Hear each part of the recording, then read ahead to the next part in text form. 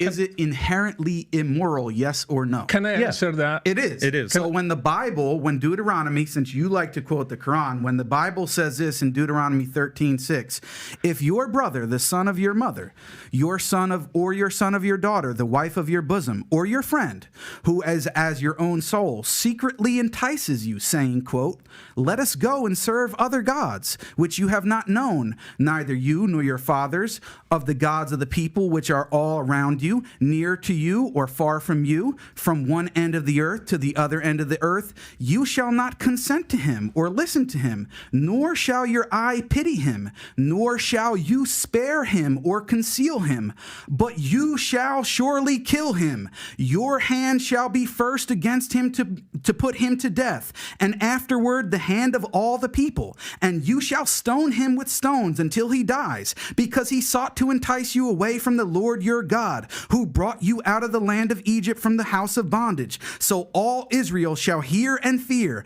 and not again do such wickedness as this among you. So let me finish. Let me comment on the passage. So when your loving God, Jesus Christ, who you believe is God, who revealed the Old Testament and revealed this as a law for the people, and you said that it's inherently immoral for the punishment of apostasy to be death, then you are charging your own God and supposedly loving Jesus with immorality. Not sir. at all. If you don't see that contradiction and hypocrisy, it's not in the least. Can't really do much for you. Well, it's not in the least contradictory or hypocritical, because that is God actually ordering something directly. Was God wrong for that? Now, the question here is whether the Muslims, when they put people to death for apostasy today, are likewise authorized by God in some direct manner.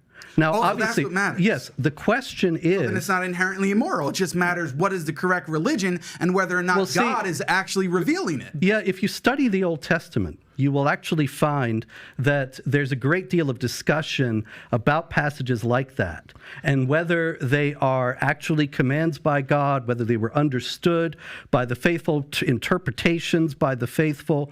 The evolving understanding in the Old Testament and the New, and in Jewish and Christian tradition, is something that unfortunately is absent in Islam, such that in Jewish and Christian tradition you have the understanding of the dignity of the human person that ultimately made people realize that putting people to death for apostasy was not something that was acceptable. Yeah. But the idea that it was a localized command at some point or understood to be such, that is not the same thing as people nowadays thinking they are the executors of the wrath of Allah because Muhammad says if anybody changes his religion, kill him, and the Quran says that you can soothe your heart by fighting the unbelievers and so on. So Robert, can we hear from Brother Rashid for one? Brother Rashid, go for it. What's on your mind? Because this concerns me.